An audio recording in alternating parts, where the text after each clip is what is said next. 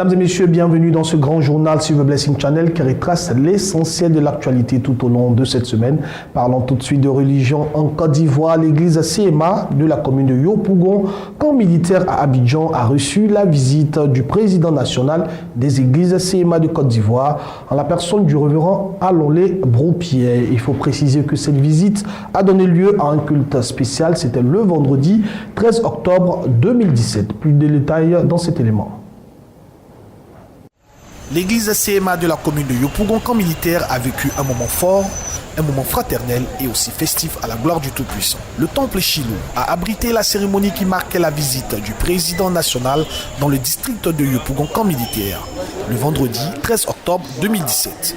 Plusieurs articulations ont meublé ce grand programme, à savoir les cantiques d'ensemble, la prière d'invocation, la louange, suivi du mot de bienvenue du surintendant du district de la commune de Yopougon. Un événement dont il n'a pas été indifférent. Nous avons l'opportunité de recevoir le président national des églises CMA de Côte d'Ivoire qui nous rend visite pour communier avec nous, mais surtout il nous rend visite parce qu'il a le souci du bien-être de la population de l'Ouest, particulièrement à Guiglo. Donc il nous faut prier. Lorsque les chrétiens se mettent à genoux, il y a la paix qui revient. La paix commence d'abord dans les cœurs. Et c'est Dieu qui parle au cœur, c'est Dieu qui touche les cœurs. C'est pourquoi il faut interpeller les chrétiens. Au lieu de s'affoler, au lieu de rentrer dans cette tristesse, il faut qu'ils comprennent qu'ils ont le Dieu vivant, le Dieu de paix avec eux. Jésus l'a dit avant de partir. Il dit, je vous donne ma paix. Autrement dit, il a la paix. Si nous l'invoquons, il nous la donnera. Des moments bien donnés et bien enlevés, temps de communion avec le Saint-Esprit et le temps de la parole, qui est le socle de la vie chrétienne, était de mise, et le révérend Broupier, président de l'église CMA de Côte d'Ivoire, a donné les oracles du Seigneur.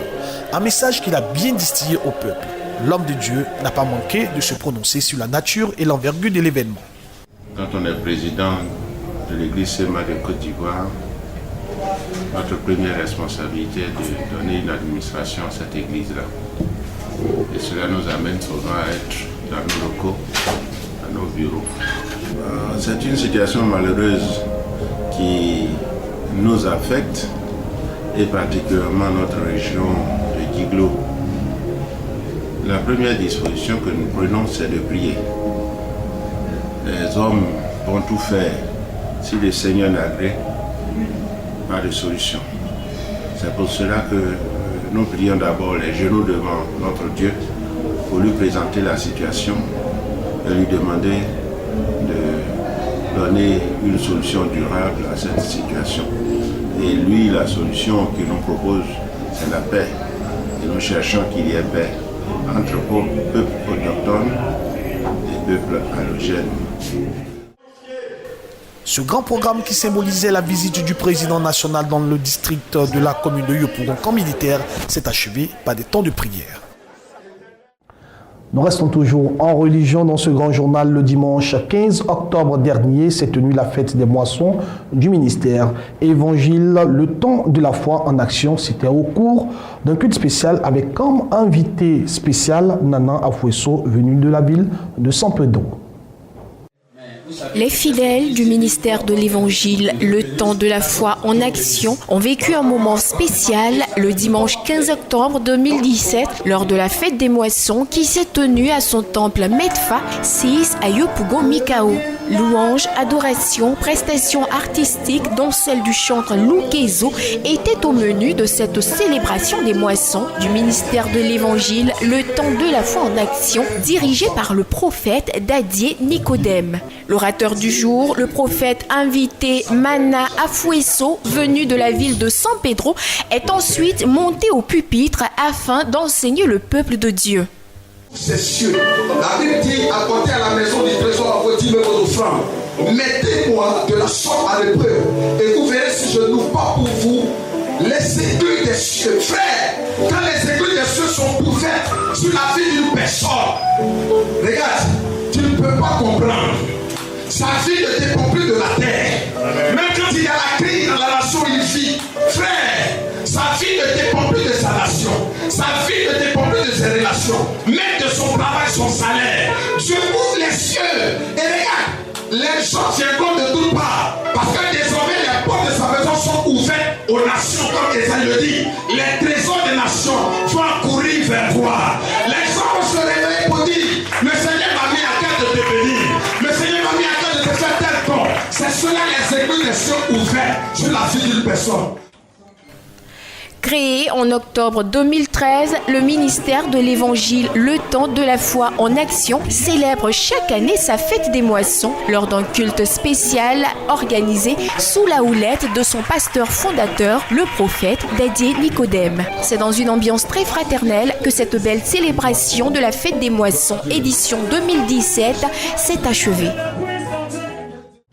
Le révérend Ézéchiel C.A., président fondateur de la mission évangélique Puissance de la foi, a encore fait parler son cœur à l'occasion du rendez-vous dominical du 15 octobre 2017. L'homme de Dieu a offert une somme de 1 million de francs CFA aux femmes de l'Église pour lutter contre la pauvreté dans la maison du Seigneur.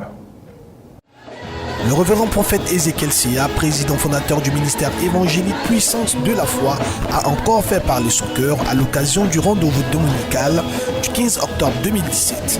Le siège de l'église, assise dans la commune d'Abobo, a abrité un culte spécial pour une action spéciale.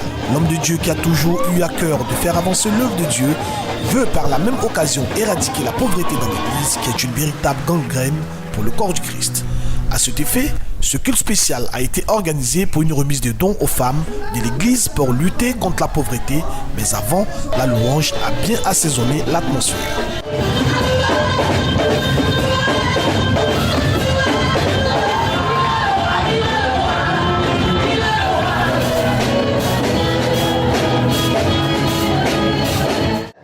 Le révérend prophète Ézéchiel C.A., qui est un prédicateur affûté, a ensuite délivré son message.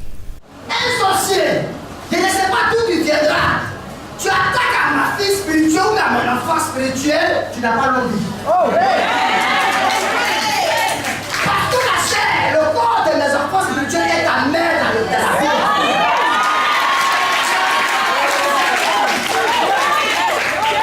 Partout je passe, on m'a dit, je vais ceci, je vais voyager, je vais me marier, je vais faire ceci, mais jusqu'à là, rien ne se passe dans ma vie.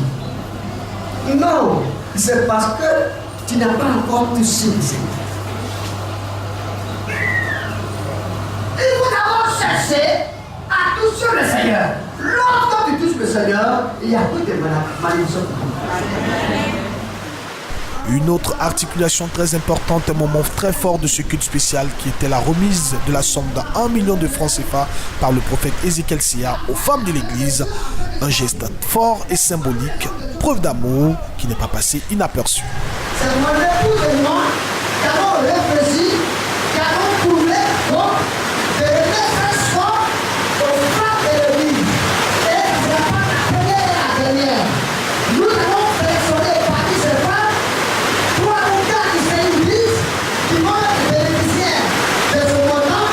Et après cela, nous avons encore accompagné chaque 2 mois ces femmes-là à leur père. On ne parlera plus de la pauvreté. Ce culte spécial, moment de joie, de réjouissance et un temps de partage pour la preuve de la fraternité, est un moment à la gloire du Tout-Puissant. Du 18 au 22 octobre 2017, la mission évangélique La Fontaine du pasteur Yapo Nguessan a organisé un grand séminaire d'enseignement et de restauration spirituelle avec pour thème les géants endormis. Plus de détails dans cet élément.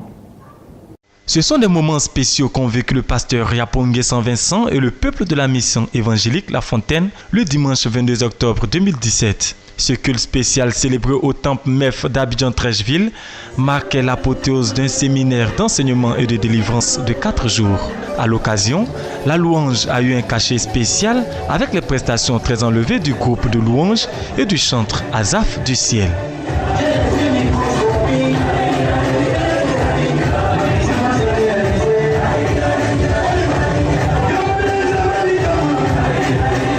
Placé sous un thème principal intitulé « Les géants endormis », ce séminaire du 18 au 22 octobre 2017 a été meublé par des programmes d'enseignement et de délivrance avec de nombreux hommes de Dieu d'expérience. Pour ce culte de clôture, le thème « Les géants endormis » a été développé par le pasteur Yapo Nguessan Vincent, leader de la MEF. La puissance de cet esprit, c'est Dieu lui-même en personne. Jésus-Christ dans ta vie, tu te rends en toi, tu seras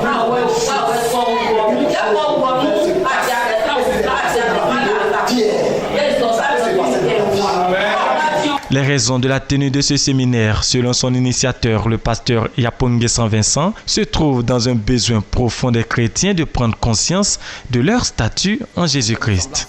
L'homme était géant, mais lorsque l'homme s'est laissé dans les faiblesses, s'est laissé trahir, s'est laissé céder, il a cédé son pouvoir à Satan, il est devenu faible et il a quitté la présence de Dieu.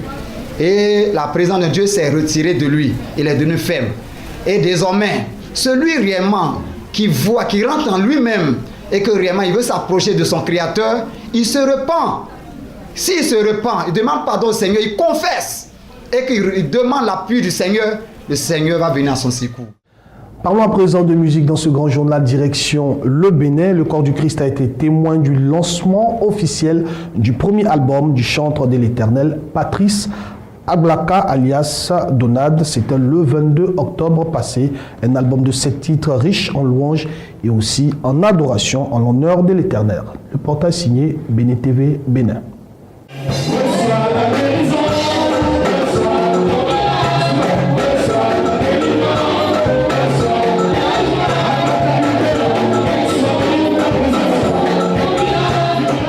Avec joie que le peuple de Dieu a accueilli l'album Ton Miracle, inspiré de Dieu à son serviteur le chanteur Patrice Ablaka alias Donadé. Ce premier album vient donner de l'espoir et restaurer les âmes. Dans son morceau, il a parlé du miracle de Christ qui est toujours possible. Jésus-Christ est le même hier, aujourd'hui et éternellement. Si tu crois en lui, tu auras ton miracle, mon frère. Moi, j'ai reçu mon miracle.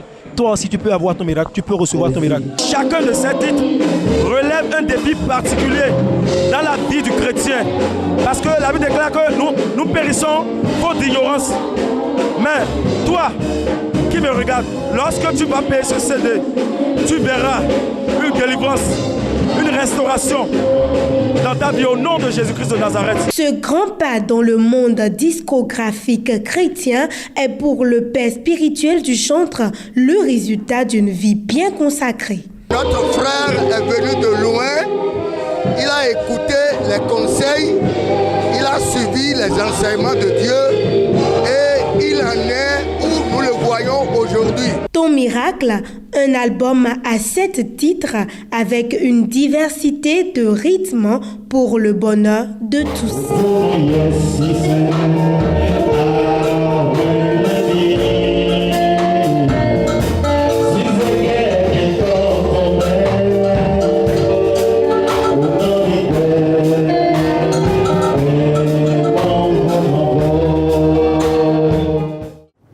Direction à présent le nord-est de la Côte d'Ivoire, précisément la ville de Bondoukou, où l'église Jesus Save Ministry du prophète Ebenezer Dahadou a organisé une conférence d'impact sur la délivrance et la guérison divine. Cette conférence avait pour thème « Jésus-Christ, mon témoignage ».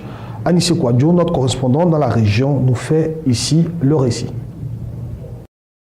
Dans le cadre de l'appui aux structures sanitaires avec le financement du Fonds national de lutte contre le sida FNLS, l'ONG Les Flamboyants a organisé une sensibilisation des populations de Gogo dans le département de Teini afin d'encourager les femmes à fréquenter les structures de santé, à faire le dépistage du VIH-Sida avec leurs conjoints en vue d'aboutir à l'élimination de la transmission mère-enfant du VIH. Il y a eu la présentation du projet Plus plaidoyer en faveur de la mobilisation autour du site PTME destiné au dispensaire rural de Gogo. C'est un projet qui va prendre en compte la mobilisation des communautés autour des activités de prévention de la transmission de la mère à l'enfant. Nous notons que 7 femmes sur 10 ont fréquenté les centres de santé selon les données disponibles au niveau du district sanitaire de Bouna. Toute la mobilisation qui va se faire avec l'appui donc des centres de santé, des activités dans la communauté vont permettre en tout cas de pouvoir donc identifier ces 3 femmes-là que nous remettons dans le circuit. L'occasion pour le collectif des organisations de lutte contre la tuberculose et les maladies respiratoires laboratoire de Côte d'Ivoire, Col Merci, de faire une sensibilisation plus accrue sur la tuberculose. Si vous avez quelqu'un dans la famille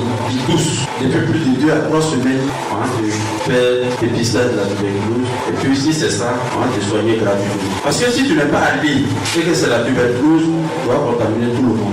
L'ONG Les Flamboyants vise à s'assurer que réellement 95% des femmes enceintes de la zone de Gogo fréquentent les centres de santé, font leur consultation prénatale et acceptent de se faire dépister pour prévenir de la maladie du VIH-Sida. Nous portons Gogo dans le cœur. C'est pourquoi, avec le Fonds national contre le sida, nous avons réfléchi à accompagner un peu cette localité. Je suis rassuré d'une seule chose, c'est que la victoire, on l'aura parce que réellement, on vaincra la maladie hors du Gogo. Les autorités de la localité ont exhorté la population à s'approprier un tel projet pour leur bien-être. Il nous appartient, la population de Gogo, de saisir cette occasion, de saisir ce projet comme si c'était notre propre affaire.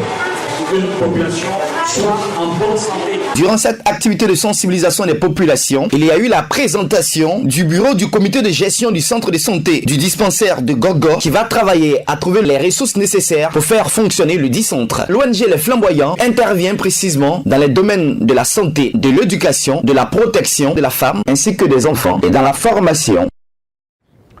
Parlons à présent de société. Dans cette édition d'information, la conférence des premières dames d'Afrique, de l'Ouest et du Sahel s'est tenue les 17 et 18 octobre 2017 à Abidjan, initiée par son Excellence Madame Dominique Ouattara, première dame de Côte d'Ivoire. Il faut préciser que ces assises ont vu la participation de 17 premières dames d'Afrique. Revivons ensemble la session inaugurale. La conférence des premières dames de l'Afrique de l'Ouest et du Sahel a tenu toutes ses promesses. Les 17 First Ladies se sont réunies dans la capitale ivoirienne à l'initiative de son Excellence Madame Dominique Ouattara, première dame de la République de Côte d'Ivoire et par ailleurs présidente du Comité national de surveillance des actions de lutte contre la traite, l'exploitation et le travail des enfants en abrégé CNS. Les 2 jours de réflexion et de partage dans les locaux du Palais des Congrès du Sofitel Abidjan Hotel étaient de mise afin d'établir de véritables axes pour éradiquer des fléaux, pour assurer aux enfants une éducation probante et un avenir certain. Et après plusieurs articulations marquées par la présence des autorités administratives et politiques à la conférence inaugurale le mardi 17 octobre 2017, son Excellence, M. Daniel Kablan-Duncan, vice-président de la Côte d'Ivoire, s'est exprimé.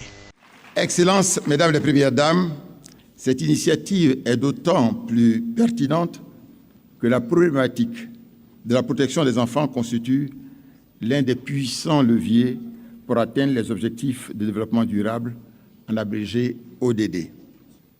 Excellences, Mesdames les Premières Dames, je ne saurais clore mon propos sans vous renouveler les vives félicitations et les chaleureux encouragements de son Excellence M. Alassane Ouattara, président de la République de Côte d'Ivoire, pour la part contributive significative que vous apportez aux actions de développement social, économique et culturel dans nos pays. Ensuite, son Excellence, Madame Dominique Ouattara, première dame de Côte d'Ivoire et présidente du Comité national de surveillance des actions de lutte contre la traite, l'exploitation et le travail des enfants, a donné son discours.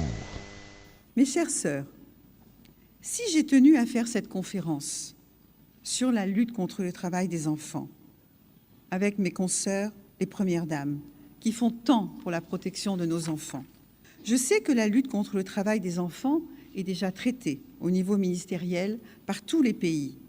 Mais si le sujet est aussi porté par mes sœurs premières dames, il aura alors toutes les chances de progresser plus vite.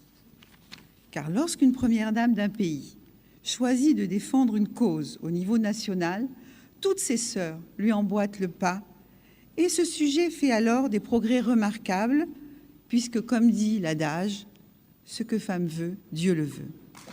Cette conférence inaugurale a été aussi marquée par la réflexion de Mme Fatoumata Ndiaye, directrice exécutive adjointe de l'UNICEF. Quel rôle pour les premières dames ? L'UNICEF reconnaît le rôle politique des États membres de la CEDEAO à porter la voix des enfants au-delà des initiatives individuelles. L'UNICEF reconnaît aussi le rôle des premières dames comme non seulement les épouses des chefs d'État, mais aussi leur rôle en tant que mères, et elles l'ont répété systématiquement et fréquemment aujourd'hui de mères qui sont prêtes à sacrifier tout pour le bien-être de leurs enfants. Mesdames les Premières Dames, l'UNICEF est engagée à vous appuyer ainsi que les États membres afin de donner suite aux résolutions prises en vue de renforcer les systèmes de protection de l'enfant. Ce sont sur cette note de partage que cette belle cérémonie inaugurale a pris fin ce mardi 17 octobre 2017. Nous terminons cette édition d'information avec la Coalition nationale des victimes des déchets toxiques en Côte d'Ivoire qui annonce de bonnes nouvelles quant aux indemnisations des victimes du déversement des déchets toxiques en Côte d'Ivoire. C'est l'information principale livrée par le président de cette coalition, M. Claude Gourou, lors d'un meeting le samedi 14 octobre 2017 dans la commune d'Abidjan, précisément à Koumassi. Aussitôt rentré d'une mission de 2 ans en Europe, le président de la Coalition nationale des victimes des déchets toxiques en Côte d'Ivoire, CNVD-TCI, a repris le bâton de pèlerin pour la défense des droits des victimes de cette catastrophe environnementale survenue en Côte d'Ivoire en 2006. M. Claude Gourou a animé un meeting le 14 octobre 2017 à la place Inch'Allah d'Abidjan-Koumassi. Le président de la CNVD-TCI a livré aux populations de Koumassi les bonnes nouvelles issues de sa tournée européenne. Nous avons estimé que la question des déchets toxiques était arrivé à un point où le règlement définitif avec l'entreprise pollueuse Trafigura devait se faire en prenant en compte l'ensemble des personnes concernées par cette catastrophe. Un cabinet anglais est venu ici, ils ont pris en compte 30 000 personnes. 30 000 personnes. L'État de Côte d'Ivoire a défini 100 000 personnes. Nous avons estimé que ce chiffre et ces chiffres n'étaient pas des chiffres définitifs. Voici comment nous avons mis en place un système avec certains avocats et certains contacts au plan international pour poursuivre donc des démarches afin d'indemniser les gens ici en Côte d'Ivoire. Claude Gourou a aussi annoncé que des démarches sont en cours pour la prise en compte du plus grand nombre de victimes. Il a présenté officiellement les présidents des associations de victimes des déchets toxiques dans cette commune du sud d'Abidjan, annonçant les démarches à venir. Pour les victimes, ces informations sont le signe d'une justice équitable à venir. Mesdames et messieurs, c'est ici que prend fin ce grand journal préparé par l'ensemble de la rédaction de Béni TV que vous pourrez suivre sur notre site internet. Bonne suite de programme sur le Blessing Channel. Dieu vous bénisse. À bientôt.